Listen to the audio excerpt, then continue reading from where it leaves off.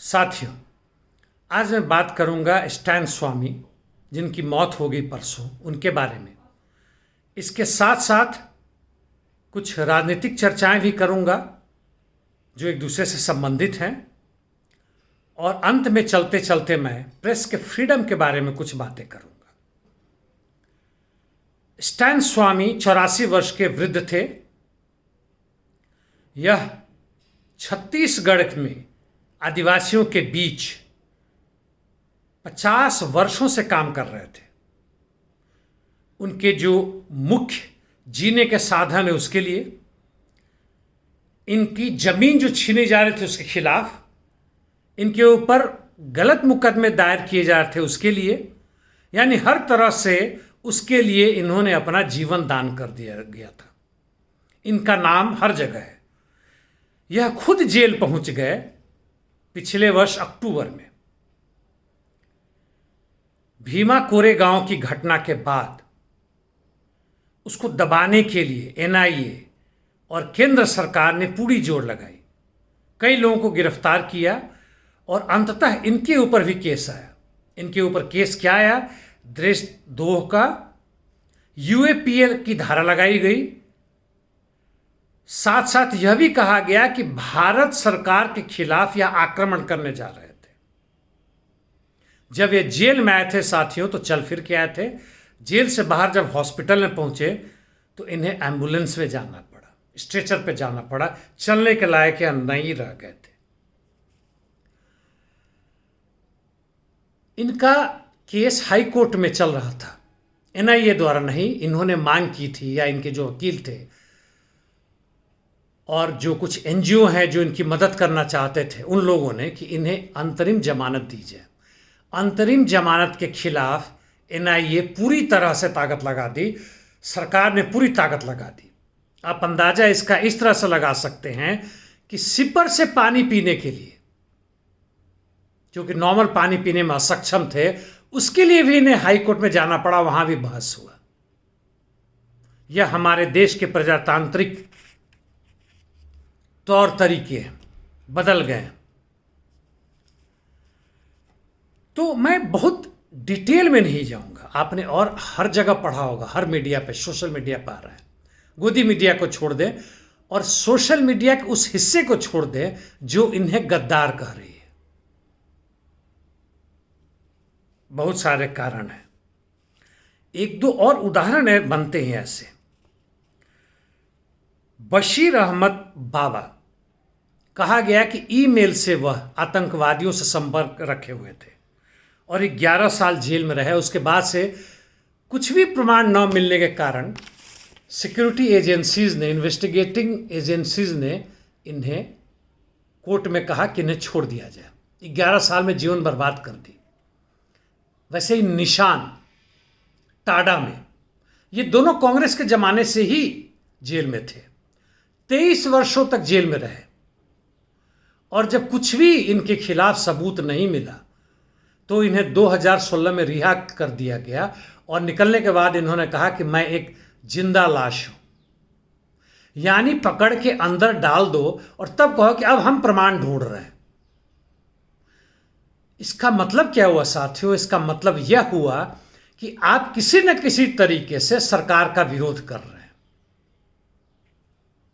और इस तरह से लाखों लोग, निरीह लोग, जिसके 95 से 97% लोग निरीह हैं, और 95% ऐसे लोग हैं जिनके ऊपर ऐसी धारा लगाई गई है कि वह जेल से बाहर बेल्स पर भी नहीं जा सकते, और केस खुल भी नहीं रहा है क्योंकि कोई भी प्रमाण नहीं लाया जा सका है।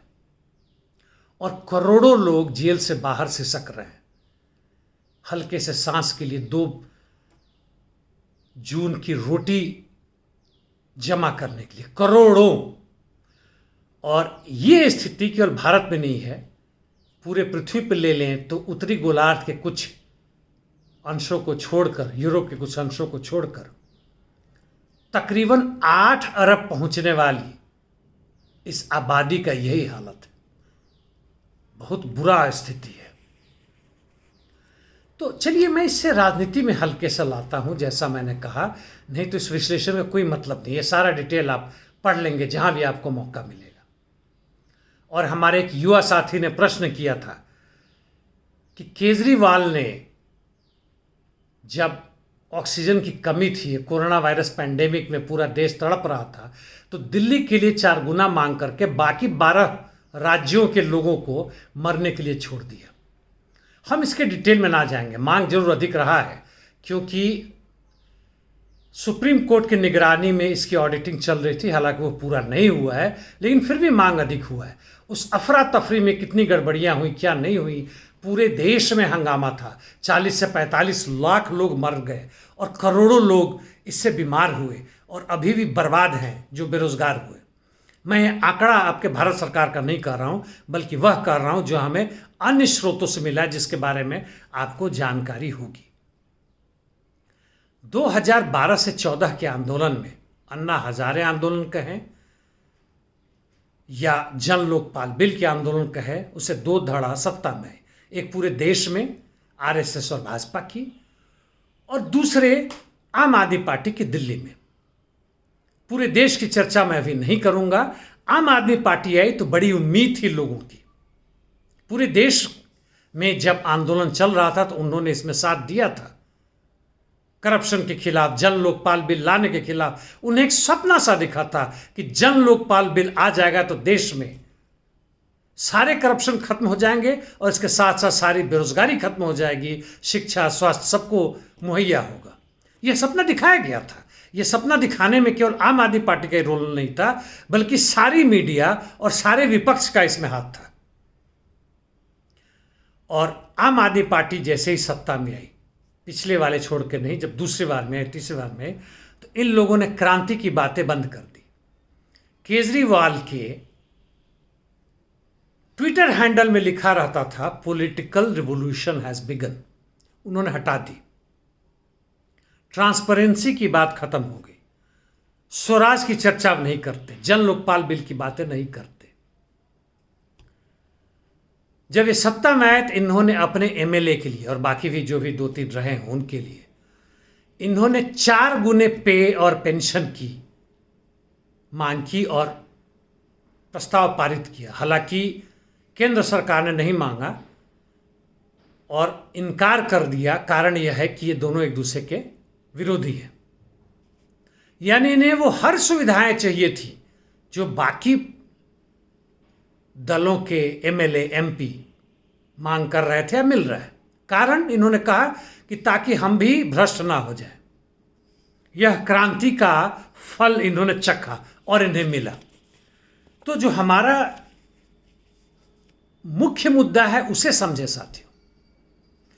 जो पूरे देश भर में जो बदलाव आया उसके पीछे किसका हाथ था, किसके पैसे लगे, किसके मीडिया और टीम ने काम किया और किसको सत्ता में लाया, और लाने के बाद से किस तरह जिस चीज का विरोध यह करती थी ये पार्टियां, ठीक उसी के पक्ष में आ गई और उसको बढ़ा के किया, ज्यादा किया और हर विरोध को कुचलने की कोशिश की, जिसके तहत हमारे स्टैन स्वामी की एक तरह से कहें तो कस्टोडियल डेथ हुई है।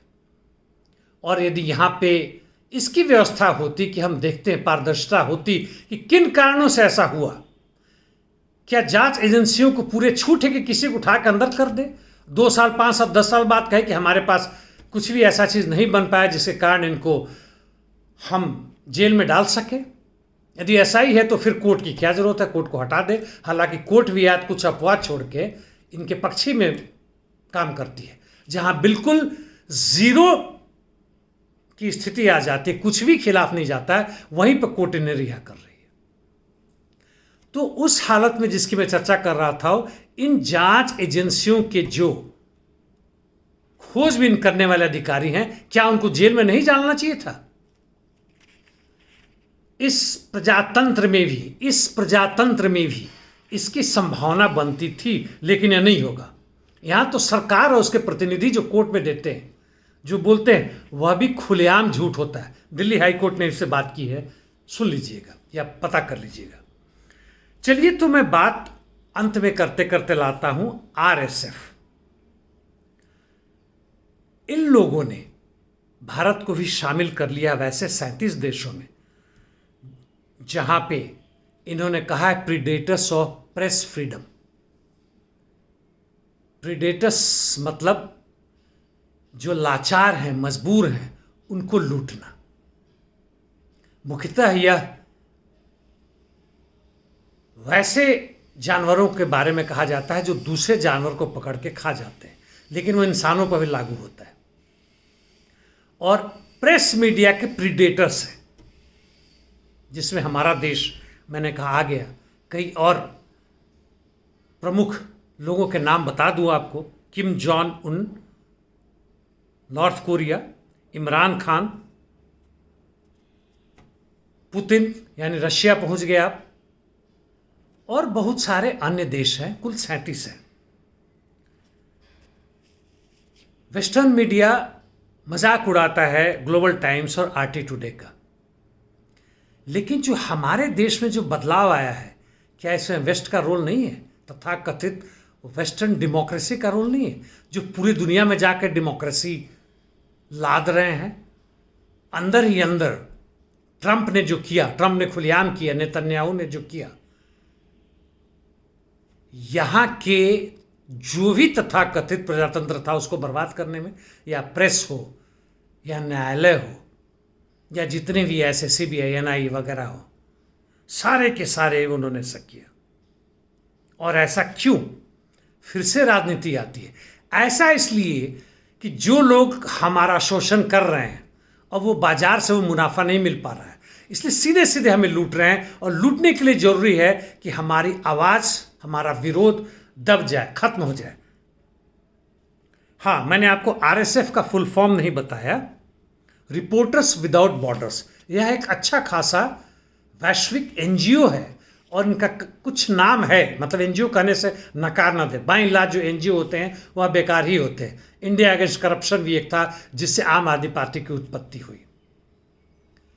तो इन्होंने आखिर इस प्रेस फ्रीडम को खत्म कैसे किया, किस तरह से बर्बाद किया? इन्हें खरीद कर, धमकाकर, मारकर, गाली दे के, सोशल मीडिया द्वारा, सीधे की सीधे सरकार के द्वारा गौरी लंकेश की इन्होंने हत्या कर दी, या ऐसी परिस्थिति बनाई कि उनकी हत्या हो गई। राणा आयूब और बरखा दत्त, इनको सोशल मीडिया पे इनको गैंग रेप तक की धमकी दी गई है। सोचिए आप, उनके खिलाफ कोई कार्रवाई नहीं होती। यह नॉर्मल तरीके से चलता रहता है, इसके कोई अंदर नहीं आता है। और इस तरह से भारत की स्थिति जो है 200 देशों में 142वां बनता है। पाकिस्तान भी इसमें हमारे साथ शामिल है। खुशी की बात है। एक हमारे साथी ने पूछा था या कहा था कि आप जरा पाकिस्तान पे भी बातें कीजिए, तो पाकिस्तान का छोटा सा रूप ये है, पाकिस्तान की आर्थिक स्थिति हमसे ज़्यादा खराब है, कम है, महत्वपूर्ण नहीं है। विदेश नीति वही है ताकि देश में हो रहा है उस पर ज़्यादा हंगामा ना मचाया जाए, जैसे भारत में हो रहा है। भारत का प्रधानमंत्री दूसरे देशों में जाकर या वहाँ के प्रधानमंत्री, राष्ट्रपति को लाकर हमारे देश में जो भी जो कार्रवाई होती थी, जो तमाशा किया जाता था, वह इसलिए ही था कि ताकि इन मुद्दों पर सवाल ना उठाए। तो साथियों, थोड़ा दिमाग खोल के रखिए। कुछ भी घटना घटती है, आप देखते हैं किसी टीवी में, उसको आप जरूर वहाँ की पॉलिटिकल इकोनॉमी से जोड़ें, देश विदेश नीति के तहत देखें, पूरे दुनिया भर की परिस्थिति में देखें। पहले से तुलना करते हुए नहीं, पहले से जोड़ते हुए देखें उसको, कि यह बदलाव उसी का त्वरित रूप तो नहीं है, कोई दूसरा रूप तो नहीं है, कोई उछाल तो नहीं है। ऐसा ना करने से आपका जो भी विरोध एक पक्ष में होता है, विरोध का पक्ष भी खराब हो सकता है, दुश्मन का दुश्मन भी आपका दुश्मन हो सकता है, और आज के समय में उसी की संभावना ज़्यादा है। धन्यवाद साथियों।